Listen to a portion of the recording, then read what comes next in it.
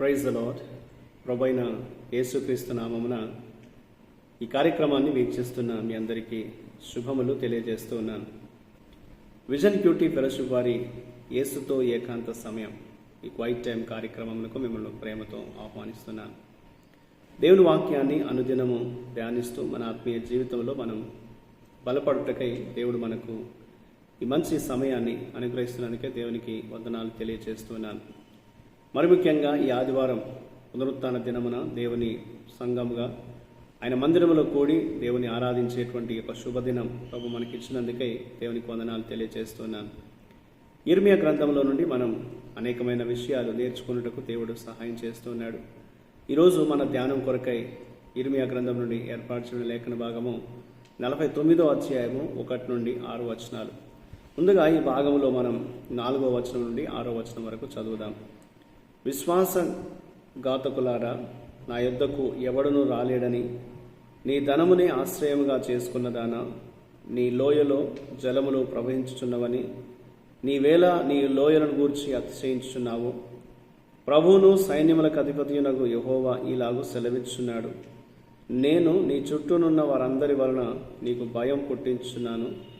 మీరందరూ శత్రువునికెదురుగా తరమబడుదురు. పారిపోవారిని సమకూర్చువాడొకడు లేకపోవును. అటు తరువాత చెరలోనున్న అమ్మోనీయులను నేను రప్పించదను. ఇదే యెహోవా వాక్కు. ఈనాటి లేఖన భాగం ఆధారంగా మనం ఏర్పాటు చేసుకున్న అంశం ఏదనగా అమ్మోనీయులపై తీర్పును ప్రకటించుట. The declaration of judgement on Ammon. నేటి వాక్య భాగం యొక్క సారాంశాన్ని మనం గమనించినట్లయితే, అమ్మోనులో అబ్రహాము తోడబుట్టిన వాని కుమారుడు లోతు వంశస్థులు ఉన్నారు. ఇశ్రాయేల్లోని ప్రతి తెగకు దేవుడిచ్చినటువంటి భూమిని అమ్మోను లాక్కున్నాడు. మరియు మిల్కాము వారికి సేవ చేస్తున్నప్పుడు వారు అక్కడ స్థిరపడ్డారు. వారు తమ చెడ్డ మార్గాలను మరియు వారి యొక్క విగ్రహారాధనను కొనసాగించినప్పటికీ వారు తలంచింది ఏమనగా, మమ్మను ఎవరు కూడా కొట్టివేయలేరు, మా దగ్గరికి ఎవరు రాలేరనే అహంకారంతో వారు ఉన్నారు. దేవుడు అమ్మోనును కొట్టి వారి దేశాన్ని నిర్జనం చేస్తాడు. మరియు ప్రజలు కేకలు వేశారు. వారి దేవుడు మోలెకు అవమానపరచబడి ఉన్నాడు. అమ్మోను యొక్క పాపాలు పూర్తిగా దేవుడు వారికి శిక్ష విధించినట్లుగా దేవుడు వాక్యలో మనం చూస్తూ ఉంటాం. అయినప్పటికీ దేవుడు మాత్రమే వారిని పునరుద్ధరించగలడని కూడా ఈ లేఖన భాగంలో మనం చూస్తూ ఉన్నాం. ఇందులో దేవుడు ఏమై ఉన్నాడు అని మనం ఆలోచిస్తే 3 నుండి 5 వచనాల్లో దేవుడు అమ్మోను యొక్క గర్వాన్ని శిక్షించాడు. దేవుడు ఉపసంహరించుకున్నప్పుడు లోయలు ఎండిపోయాయి. ఆయన సహాయము వారికి ఇవ్వడం మానేసినప్పుడు వారి సంపద క్షీణించింది. వారి యోధులు గాలిలో ధాన్యాలుగా చెల్లాచెదరుగా ఉన్నారు. గర్వపడకుండా ఉండాలి అంటే ఇప్పుడు మనం ఆనందిస్తున్నటువంటి ఆశీర్వాదాలు, దేవుడు మనకిచ్చినటువంటి వాటిని మనము ఎల్లప్పుడూ కూడా గుర్తుంచుకొని వాటిని స్వీకరించడానికి కూడా అర్హత లేని వారికి దేవుడిచ్చే యొక్క కృపా బహుమానాలుగా మనం వాటిని ఎన్నడూ మర్చిపోకూడదు. దేవుడు మనల్ని ఉంచిన స్థితిలో మనం ఎన్నడూ కూడా అతిశయపడకుండా దేవుణ్ణి కనపరచాలి అనేది దేవుడు మనకు జ్ఞాపకం చేస్తున్నాడు.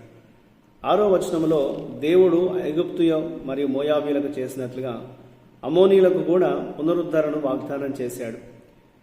దేవుడు ఇశ్రాయేలు ప్రజల పట్ల మాత్రమే కాదు, కానీ పొరుగు ప్రజలు ఇతర దేశాల పట్ల కూడా, ప్రపంచంలోని అన్ని దేశాల పట్ల కూడా ఆయన ఆసక్తి కలిగి ఉన్నాడు. వారికి తీర్పు తీర్చినప్పటికీ వారిని పునరుద్ధరించేటువంటి ఆ కృప దేవుడు వారికి ఇస్తున్నట్లుగా దేవుని వాక్యం మనకి జ్ఞాపకం చేస్తుంది. ప్రపంచం మొత్తం కూడా తన సార్వభౌమ అధికారంలో తన రాజ్యంలో భాగం కావాలని దేవుడు కోరుకుంటూ ఉన్నాడు.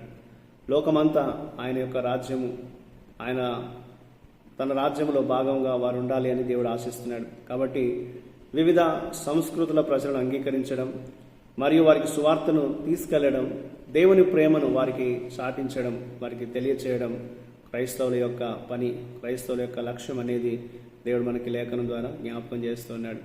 దేవుడు ఈ లోకంలో ఉన్నటువంటి ప్రజలందరికీ ఆయన ప్రభు అయినాడు.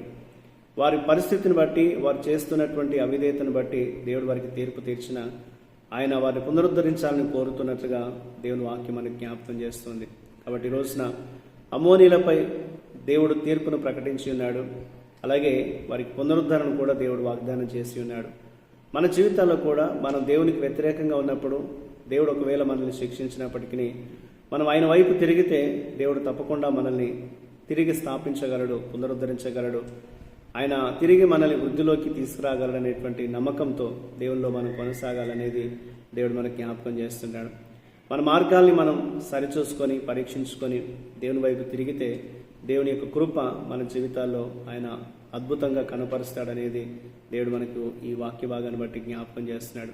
ఆ రీతిగా అనుదినము దేవుడు తన కృపతో మనల్ని నడిపించినట్లుగా మనం దేవుని మీద ఆధారపడి జీవించే సహాయం దేవుడు మనకు చేయలాగున, పరిశుద్ధాత్మ మనల్ని నడిపించలాగున దేవుని సహాయం కోరుతూ మనం ప్రార్థన చేద్దాం. మా ప్రియ పరలోకపు దేవ, మీ కృపతో మమ్మల్ని నడిపిస్తున్న విధానం కొరకు వందనాలు. అధిక పోటీతత్వము మరియు స్వాధీనత గురించి మేము జాగ్రత్తగా ఉండడానికి మాకు సహాయం చేయండి. ఈ లోకంలో ప్రభా మేము ఏ పరిస్థితుల్లోనైనా నీపైన ఆధారపడడానికి సహాయం చేయండి. నువ్వు మాకు ఇచ్చిన స్థితిని బట్టి మేము గర్వించకుండా, మేము అనర్హులమైనప్పటికీ నీ కృప బహుమానాలుగా మాకు అనేకమైనటువంటి ఆశీర్వాదాలు ఇస్తున్నామని వాటిని జ్ఞాపకం చేసుకుంటూ నీ మహిమ కొరకు మేము జీవించగలటకు సహాయం చేయమని యేసుక్రీస్తు పరిశుద్ధ నామమున ప్రార్థిస్తున్నాను తండ్రి, ఆమేన్. ప్రియులారా, మీరు సమయం తీసుకొని ఈ వాక్య ధ్యానాన్ని విన్నందుకై మీకు ప్రత్యేక వందనాలు. ప్రతిరోజు మీకు అందించబడుతున్న ఈ అనుదిన ధ్యానాలు మీకు దీవెనకరంగా, మేలుకరంగా ఉన్నట్లయితే మీ యొక్క అనుభవాన్ని మాతో పంచుకోవాలని కోరుతూ ఉంటున్నాను. ఈ కార్యక్రమాన్ని మీకు తెలిసిన వారికి పరిచయం చేయాలని కోరుతూ ఉంటున్నాను.